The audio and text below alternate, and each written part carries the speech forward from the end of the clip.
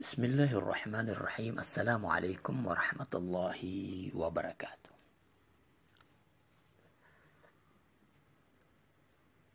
Mungkin yang perlu kita perjelas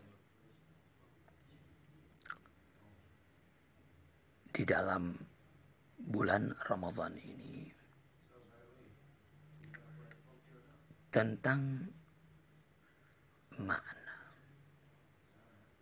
hakikat dari bulan Ramadan itu. Apa itu Ramadan? Ma huwa Ramadan? Apa itu Ramadan? Sebab pengetahuan dan amal, ma'rifat dan perbuatan itu memiliki hubungan yang sangat erat, tidak bisa dipisahkan. Di mana ada amal, maka hal itu didasari, didorong oleh ma'rifat atau pengetahuan. Rendah tidaknya ma'rifat seseorang itu akan terbentuk dan tergambarkan pada pekerjaan dia. Semakin tinggi ma'rifat seseorang, semakin mendalam pengetahuan seseorang, maka sikap dia, tindakan dia, cara dia menghadapi sesuatu itu akan semakin baik dan mendalam juga. Oleh karena itu, apa yang kita dengar dari kisah para nabi, para kekasih Allah yang begitu luar biasa di dalam ibadah-ibadah mereka, itu tidak lain karena pengetahuan mereka tentang apa yang mereka kerjakan.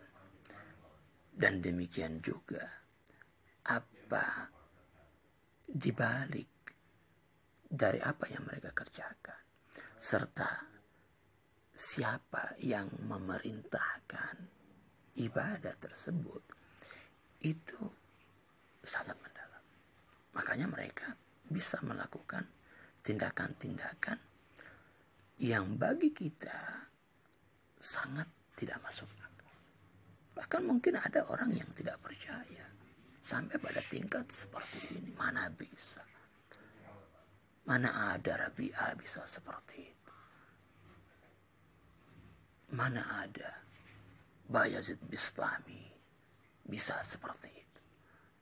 Mana ada Mansur Al-Hallaj bisa mengatakan ungkapan-ungkapan seperti itu? Mana ada orang yang bisa sujud berjam-jam, sepanjang malam dalam keadaan sujud, dalam keadaan ruku? Mana ada? Kan bagi sebagian orang, nalar dia, logika dia nggak nyampe,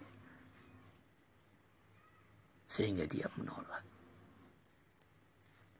Tetapi pada akhirnya, bagi orang-orang yang memiliki pengetahuan yang mendalam tentang hal tersebut, dia akan yakini dan dia percayai. Oh iya, memang betul.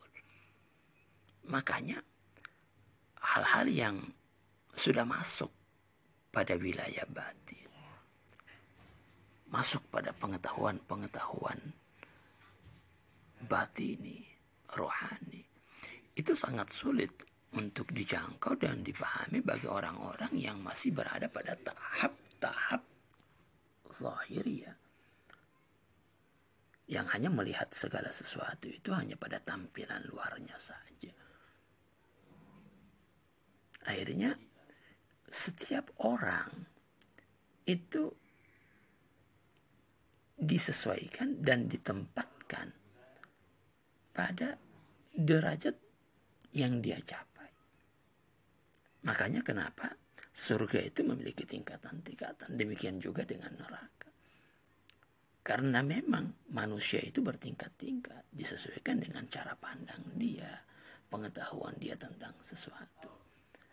Kalau Anda misalnya melihat ada orang yang bisa berbuat seperti ini, melakukan hal-hal seperti ini, itu tidak lain didasari oleh pengetahuan dia tentang hal tersebut. Makanya di dalam salah satu ungkapan Rasulullah misalnya, ya, atau Nabi Isa juga yang pernah kita dengar, ketika dia dicaci, dilempari batu, disakiti, dia sampai pada tingkat tidak membalas tindakan tersebut.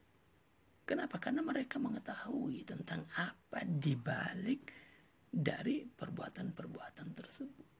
Orang yang masih bisa melakukan keburukan, orang yang masih bisa bermaksiat, yang masih bisa berbuat dosa, itu karena memang tingkat pemahamannya dia sangat rendah tentang dirinya, tentang hakikat dirinya, siapa dirinya yang sebenarnya. Demikian juga tentang hakikat alam penciptaan ini, apalagi tentang Tuhannya, sangat rendah. Makanya Anda bisa melihat seperti Rabi'ah yang tidak lagi ingin meminta kepada Allah untuk masalah-masalah dunianya. Dia bisa mengatakan, ya Allah, kalau surga, bayangkan sampai pada tingkat surga pun. Bukan lagi masalah-masalah dunia. Bukan lagi masalah-masalah harta, enggak. Kalau itu, sudah jangan Anda pikirkan bahwa itu akan terlintas dalam pikiran mereka, enggak. Mustahil. Rabi'ah bisa mengatakan, ya Allah, kalau surga itu engkau berikan kepadaku, berikan surga itu kepada sahabat-sahabatku, orang-orang yang aku cintai. Dia udah nggak ingin lagi untuk masalah-masalah begitu. Bagi dia yang begitu bernilai dan berharga, sang pemilik surga. Bahkan dia bisa mengatakan, ya Allah, seandainya engkau tempatkan aku di dalam neraka, aku akan terima. Aku ridho dengan apa yang engkau tentukan kepada aku. Yang penting aku bisa merasakan keberadaanmu di sana.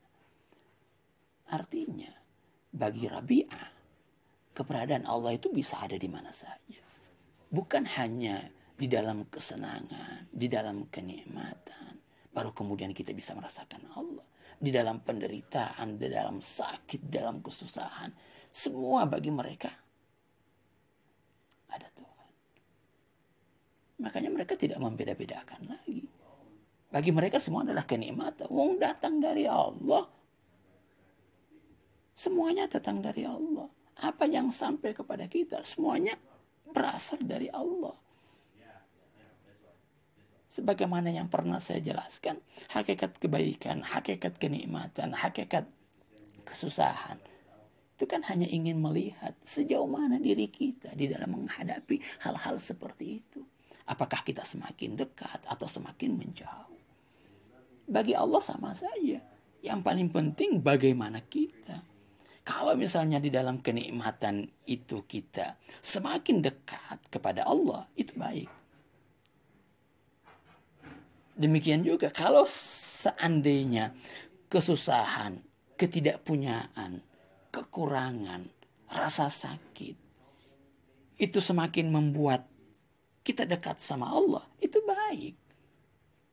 Jadi kalau seandainya kita bisa menangis terseduh-seduh, bisa bersujud, bisa bangun tahajud, dikala kita susah, maka harusnya kita bisa bersyukur kepada Allah. Terima kasih.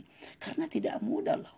Walaupun itu hanya untuk menghilangkan derita kita, tapi pada akhirnya Allah telah membukakan jalan bagi kita. Satu anugerah yang besar. Jadi kalau kita bisa merasakan kehadiran Allah di dalam derita, kita harus bersyukur sama Allah. Terima kasih ya Allah. Yang pada akhirnya kalau kita semakin menikmati itu ibadah, semakin terbiasa dengan ibadah, mungkin pada akhirnya kita tidak lagi akan meminta angkat derita ini, angkat rasa sakit ini, sampai pada tingkat seperti itu. Kalau orang sudah bisa merasakan kenikmatan ibadah tersebut. Itulah ungkapan-ungkapan para kekasih Allah. Karena mereka memang sampai pada tingkat pengetahuan memahami segala sesuatu.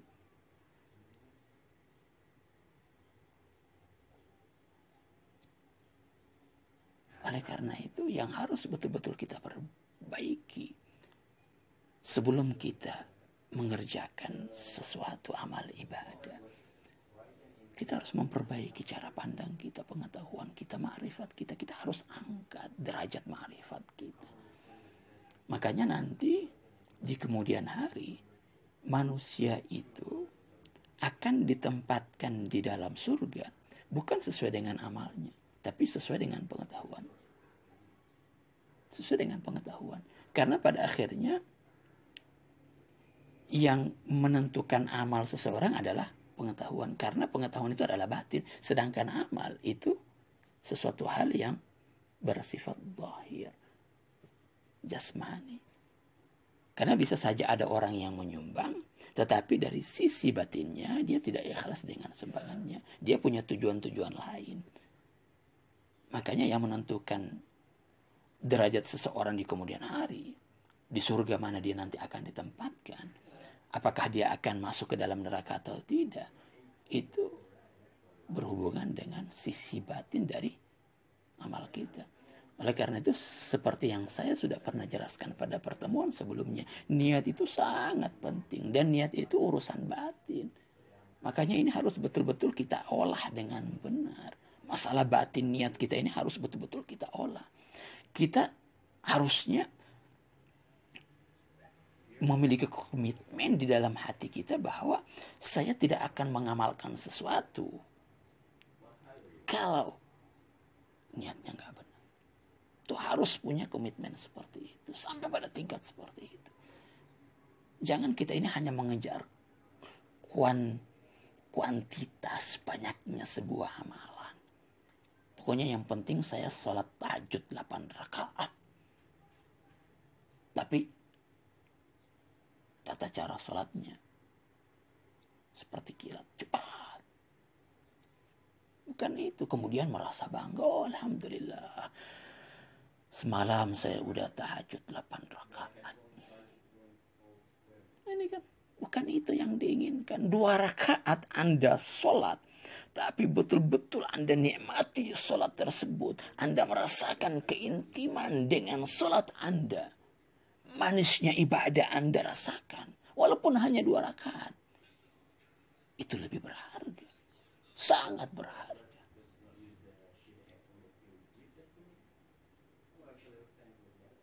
Oke, sebelum saya menutup pertemuan kali ini, saya hanya ingin memberikan satu contoh saja. Pengandaian. Kira-kira menurut Anda apa yang membedakan sholatnya kita dengan sholat Rasulullah? Sama-sama sholat. Berdirinya, rukunya, sujudnya. Tapi kenapa makamnya Rasulullah bisa seperti itu sedangkan makamnya kita bisa seperti itu? Kira-kira sisi mana yang membedakan kita dengan Rasulullah? Tidak lain adalah pada sisi batinnya, niatnya, ma'rifatnya tentang amalan dia. Ini yang membedakan kita dengan Rasulullah.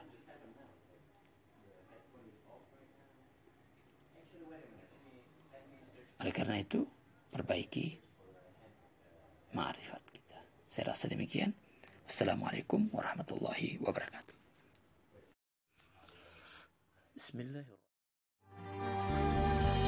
Allahumma taqabbalna bijamili hudaka a'inna ya dhal asma'il husna qultu rabbi bihadha